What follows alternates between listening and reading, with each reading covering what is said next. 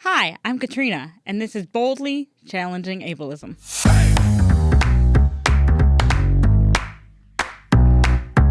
I'm your host, Katrina Simons. I'm the Community Program Specialist at the Institute on Community Integration at the University of Minnesota. This program explores various topics that impact people with disabilities in our community. Each episode addresses a different aspect of our society within the context of ableism. Ableism is the prejudice that stems from the belief or belief system that assumes someone is less capable or less worthy because of a real or perceived difference in ability or function. On this program, we hope to answer some questions you may have been afraid to ask, or maybe some you didn't even know you had. Thanks for joining us. I hope you enjoy the conversation.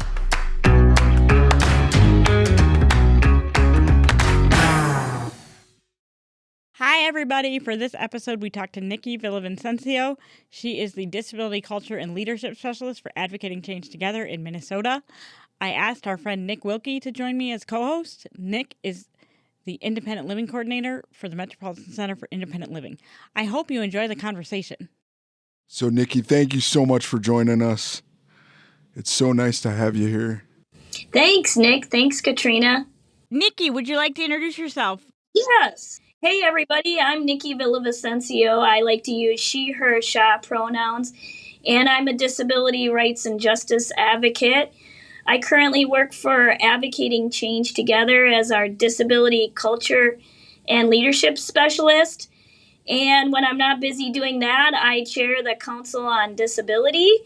And when I'm not busy doing that, I am the Maplewood City Council member. And you are here to talk about parenting with a disability today. Yes. As I was saying that I'm a mom, and I'm a person with a disability. My disability that I was born with is called arthrogryposis. And it's a joint condition where most of my joints in my body are fixed.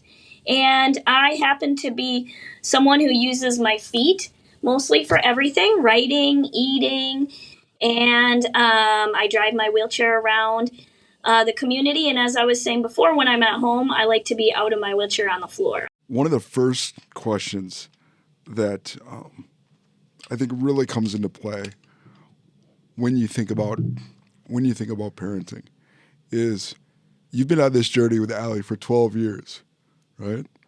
What stands out for you, Nikki, like in that span of like different assumptions that the public made about parenting? Yeah, that's a great question, but it's a huge question, right? Like, it is.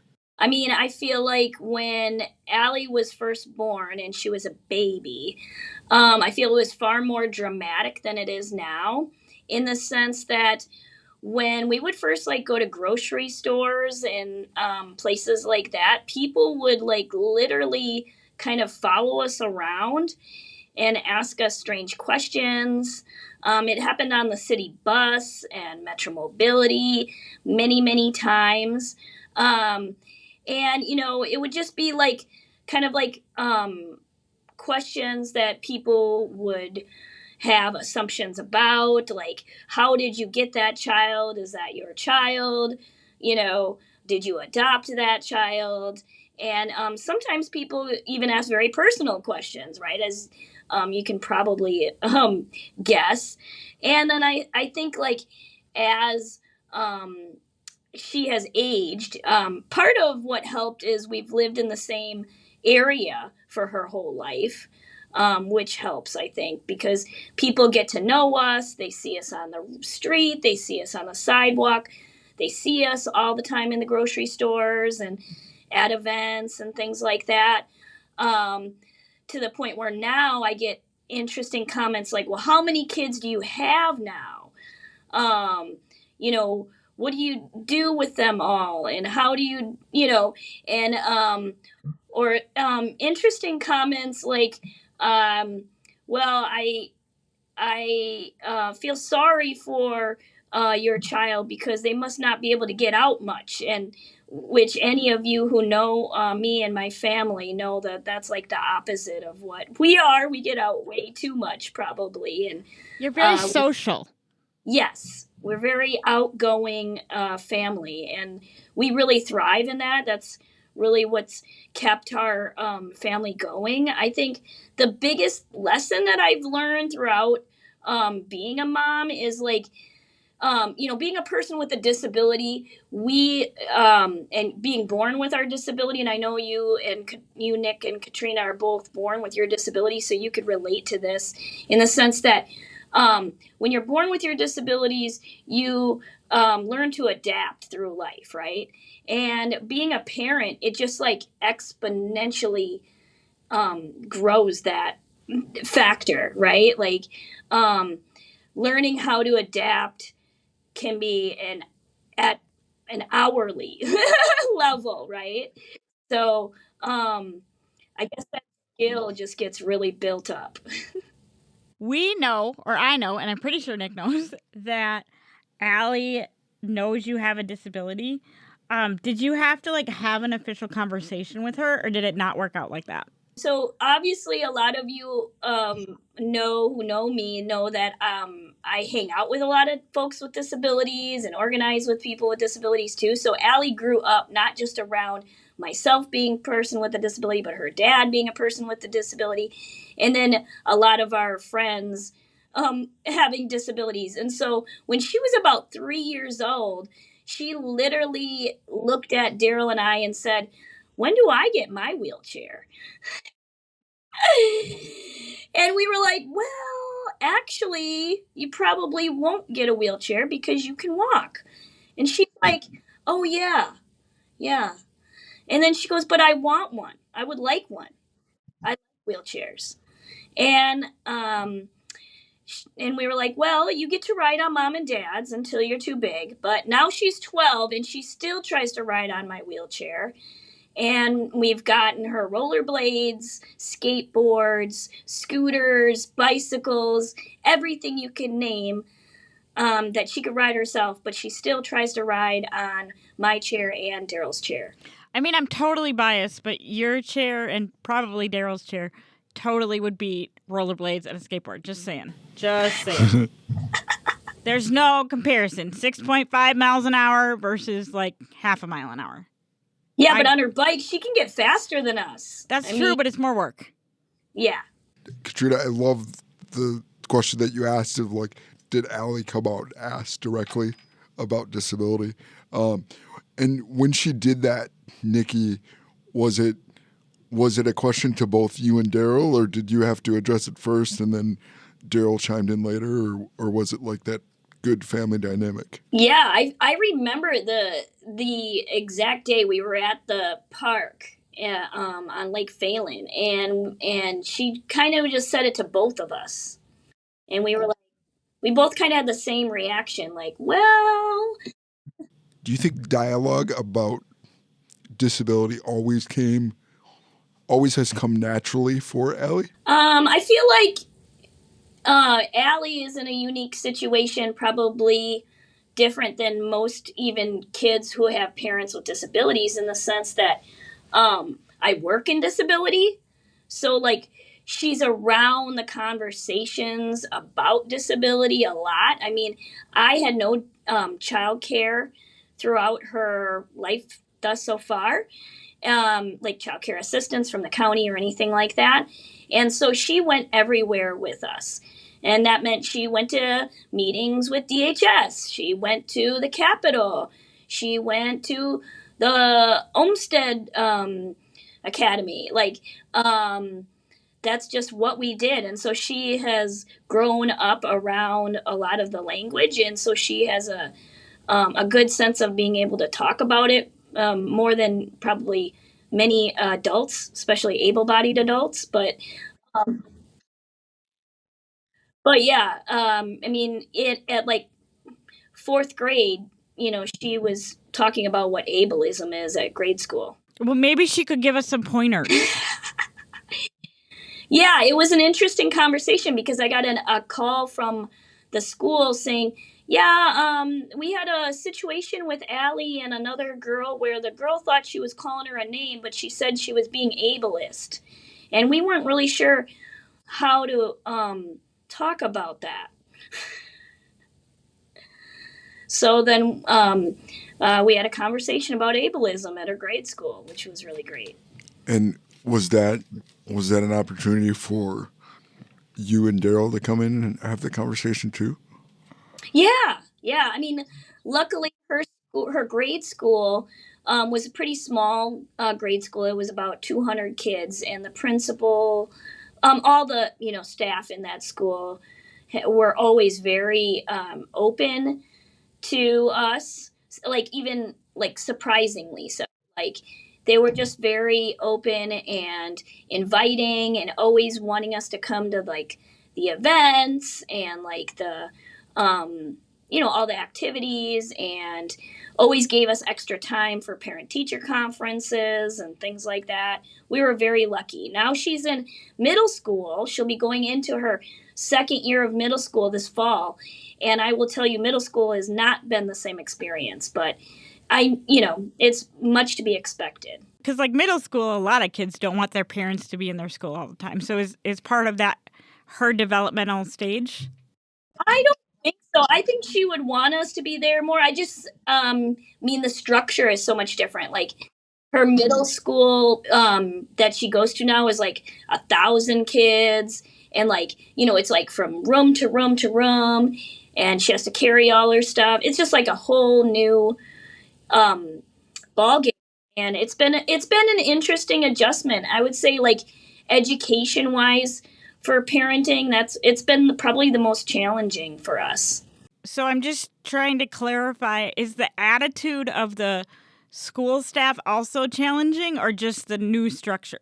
I would say both. Both are challenging. Okay. Yeah, because it's a whole new set of different staff, and because the school is far bigger, they just have like a lot more structure of when you come in and come visit, and we're just still trying to develop those relationships with the administration too in that school. For any child, it's a huge adjustment, right? That's just an age where everything is adjusting socially, physically, emotionally, everything. In this stage of her development, it has been interesting to see, and I think it's more obvious now to seeing that because she's been raised by two people with disabilities, her neurodiversity has shown up more, meaning like in just like in situations, her perception of life is a lot different than the people around her, and it's become more obvious now that she's getting older. When I think of neurodiversity, I think of like autism and ADHD, but it sounds like you might be using the term differently. Can we explore that a little bit? Sure. I guess I meant it in more of a general term of not diagnoses of autism or autism spectrum, but like just the fact that the way she thinks is different than her able-bodied counterparts or her other able-bodied counterparts, because she does have some learning disabilities. So she does have an IEP. And so we are experiencing what it's like to go through an IEP system nowadays. And it is a lot different than when I went through it, and a lot more complicated. Can you tell us about like something that you do differently because you are parenting with a disability versus parenting without one? Yeah, definitely. So one of the examples that I'm thinking of is when you were cooking the pork chops. Oh, yeah. So, like, cooking. Yeah, we now, so when I did that, that was just in the baby stages of me wanting to have an accessible kitchen. And now we have an accessible kitchen in our apartment, which is really awesome, where most of my things are lower. And so it was an adjustment to try to cook with a toddler being right at your level. I only saw it the one time, but it stuck with me. I do everything on the floor when I'm at home, and I use my wheelchair to get around the world, but I prefer to be on the floor. And for most of my parenting, I feel like that's been a huge like asset. Like little kids love it when you're like face to face with them, right? Like that's the best way to parent them, is like when you're just right on their level. And so for me, I feel like that's a big reason why Allie and I have such a good relationship.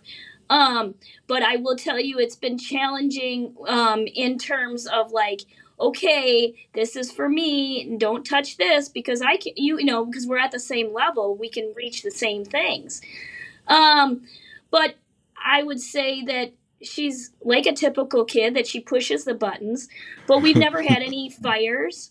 No major disasters, no cut off fingers or toes. So I think we're doing good so far. Oh, I think you're hitting it out of the park. Yeah. One of the other things that I think is really important too is that you've been a pro at parenting for these 12 years, but as we've mentioned before, that like it's really a process of learn by doing. Trial by fire. Yep. Trial by fire is definitely, I think, but like I was saying before, it's about adapting and like, okay, this doesn't work. Hurry up and try to think of something else that's going to work. I feel like that's a huge part of parenting. I appreciate you both saying that you think I'm a good parent, because I think any parent will tell you they don't feel like good parents. That has nothing to do with disability. Right. But I think we've also established too that like the ability to like, stop, start, change is probably more ingrained because of figuring out,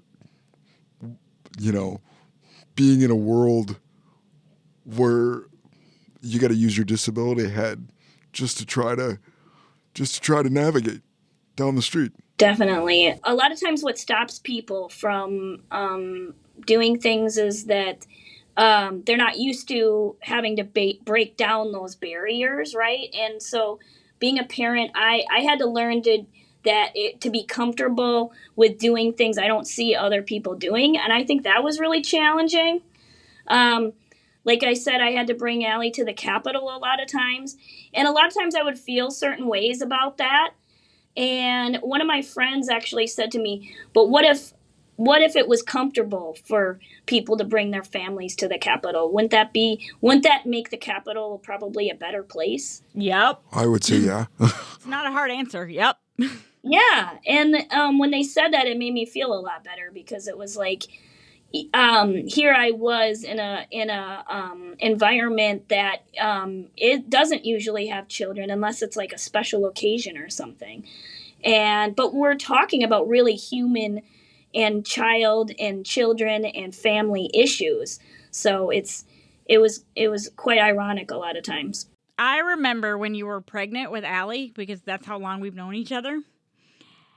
And I remember people had the strangest questions about how you would bring her into the world, how you would parent her after she is brought into the world, how you would navigate barriers that might not even happen. But I'm wondering if it ever sort of bothered you that people had that many questions about how you would manage pregnancy, birth, and parenting. I would say I have moments where it bothers me, but I don't think it like overall bothers me. I think what was challenging was when I'd be out in the community and people would ask questions like, how are you going to do this and how are you going to do that, instead of saying, hey, do you need help with anything? Right. Yeah. That was always kind of like, okay, you see me struggling here, but you're more interested in knowing how I do everything than actually me being a regular person and needing a little bit of assistance here. And did it wear on you that people had so many questions, or were you kind of like, well, I'm used to people asking me questions because my disability is visible? I'm sorry, for those of you that are don't know Nikki. Nikki's disability is a visible disability, which is something that Nick and I also have. But I'm wondering if, because people pass those judgments on you really before you even had kids, was that difficult? Yeah, it was definitely difficult. I think in the first few years, I would say like from pregnancy to about 4 to 5 were probably the most challenging years.